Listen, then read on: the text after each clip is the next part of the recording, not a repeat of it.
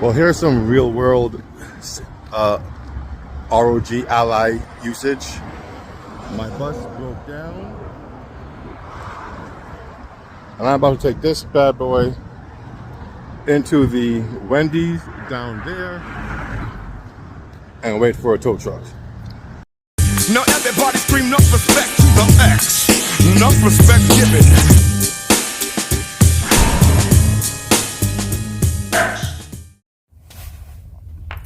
So, the ROG Ally. How I came about the Ally is actually a little controversial, at least to me. I've been going through some stuff. I bought a Steam Deck, and it was stolen from me last year. Now, recently, I bought it again, and before I even got to get hold of it, a porch pirate, as they call them, apparently took it from the front of my house before I even got home from work.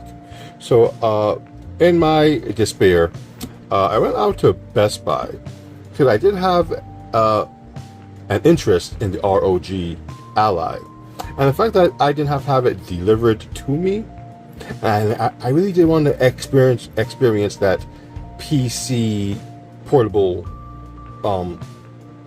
gaming experience on a more powerful machine.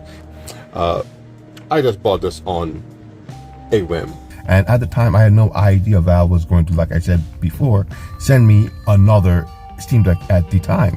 So for the most part, I was just done with the deck, and I just wanted something that would allow me to play Steam on the go.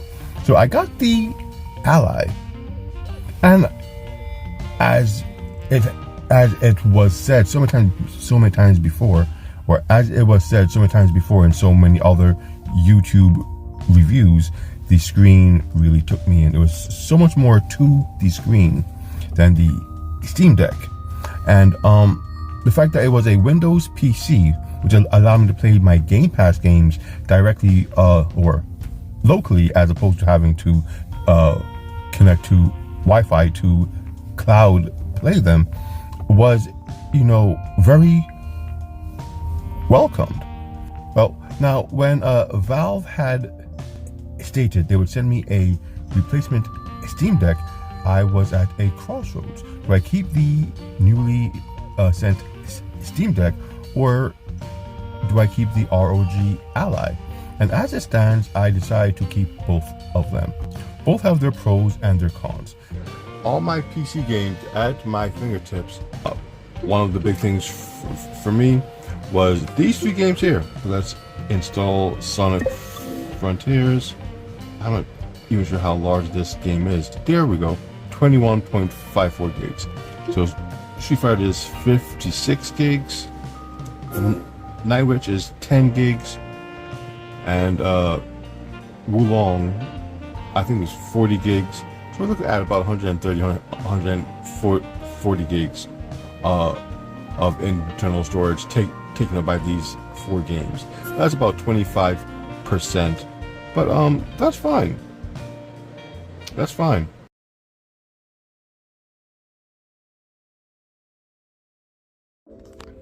So playing around with the ROG Ally at work, I tried to play Street Fighter 6, Street Fighter 6 wanted to upgrade or update something with the shaders, and it was taking a while, so I left it to do that while I did my run. Now, my run is not even an hour long, and when I went to check the Ally when the run was finished, the Ally was just about dead. It was on its last breath. So whatever it was doing, I had the Ultra tethering the Wi-Fi to it to do whatever updates it required, and it pretty much died. I took it out. It was extremely hot. I mean, those updates were just working it, and I had to hook up my little portable battery here to give it a charge so that when I'm on my break after this run, maybe I could try out some of those games and updates that it was doing while I did this trip. But yeah, it's not the best when it comes to battery if it has to do any kind of background work. At least so it appears, because I don't think what it needed to do in Street Fighter 6 should have killed it like this. And it was at 100%. So that's something. So I'm back at base, and the ROG had roughly an hour and a half to charge off of my portable battery. And surprisingly,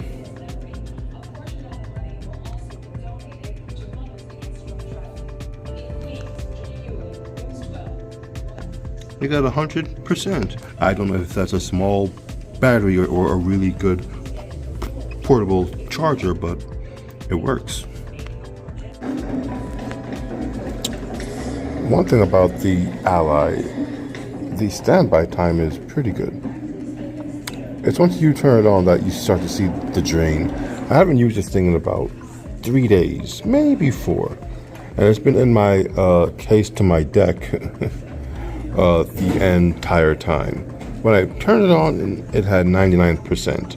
Now it's been about 5 minutes or so. I didn't even do anything yet, and it's already dropped 3%. So just goes to show the type of battery life you can expect from this guy. Great standby time.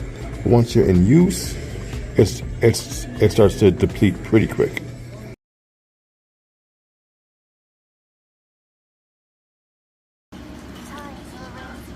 I didn't intend to like the ROG Ally as much as I do, but as a Steam Deck competitor, there was no denying that this was,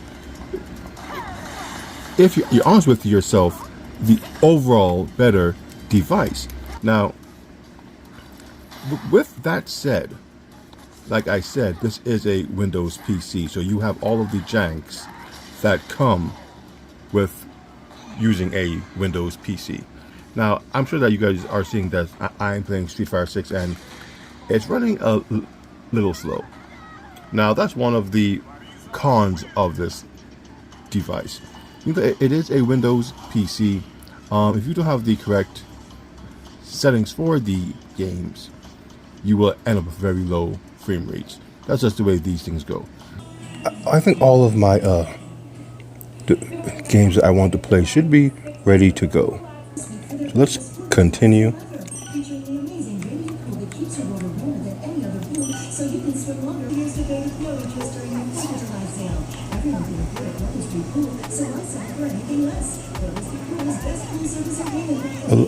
A few hiccups there. Maybe it's trying to load up some stuff. My buttons aren't working correctly.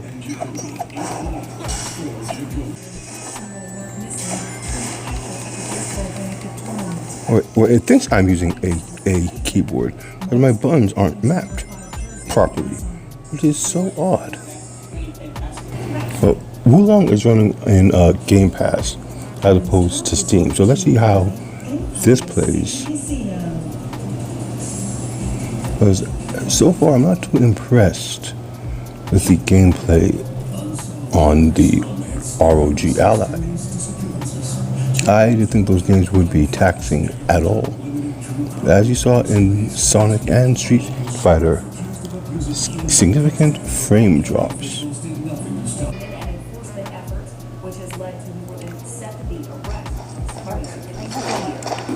And even with that,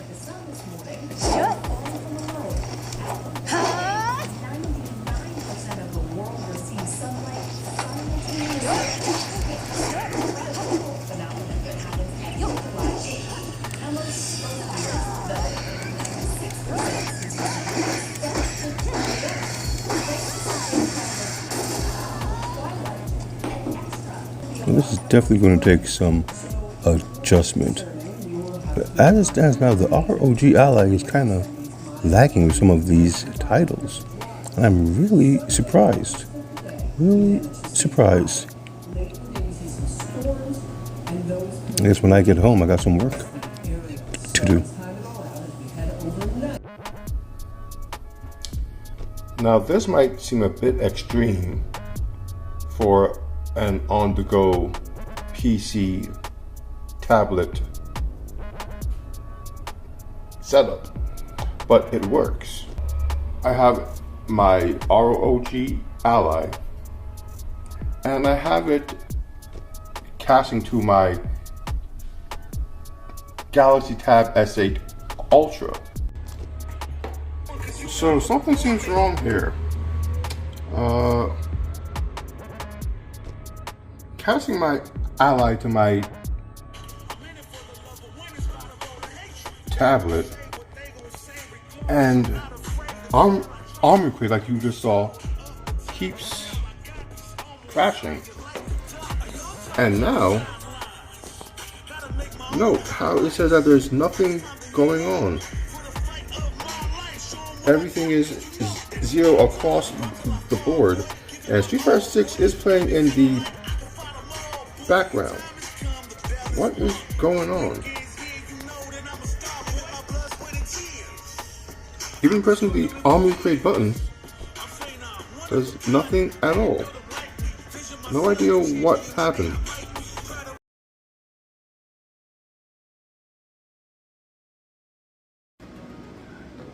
Now, the ROG Ally strikes almost a perfect balance between the Steam Deck and the Legion Go. As a portable device, amongst the three, it has pretty much the best screen, even now.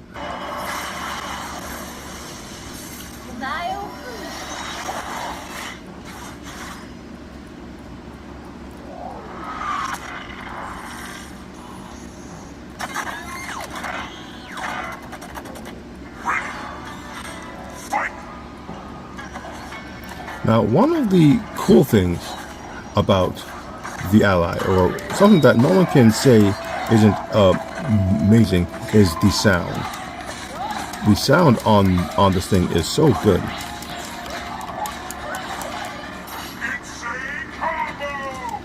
Now, as I said, one of the perks of having a Windows device, at least from the gaming aspect, is you do have access to all of your Windows games. In this case, you can get into your Xbox Game Pass and run them all directly from the machine. So, you take the pros with the cons. This is a gaming PC, so you have all of those issues, but at the same time, it's a gaming PC, so you have more options to actually game with.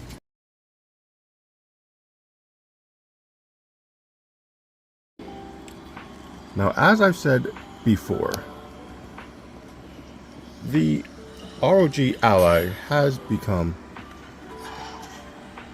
for all intent and purpose, my gaming or my at-home PC. Quick plug-in, switch back over to the screen, and there we go. My Ally has not left my house in months. It doesn't leave the house. It is the walk around the house and play whatever PC game I want to play device. When I hook it up to the monitor when it's docked, there is no shenanigans to it. It just works. The mouse and the keyboard just work. The games that I have just work. The games that are too large to store on the ROG Ally itself, and I am not putting a SD card in there, they're saved to the hard drive and they just work. So as a gaming PC, for my personal gaming needs and Roblox for my daughter, it works fine. And that is where the strength to me of the ROG Ally comes in. I can undock the device and walk around the house or walk around outside and play whatever I want to play on a light gaming device with a beautiful screen.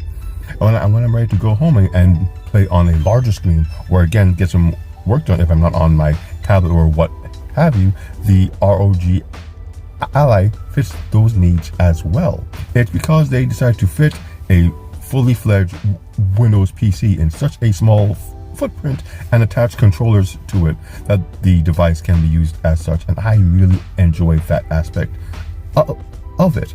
Yes, I could have a gaming laptop, which I do. My son is currently using that to do stuff with, but I'm not annoyed at the fact that I don't have a as they say, a more traditional PC setup. I think it's very unique to what I have at the house, and I'm happy with it. Yes, one could say, oh, we'll just get a gaming PC, and I would say a decent gaming PC would be heavier, probably cost more, and also not as cool.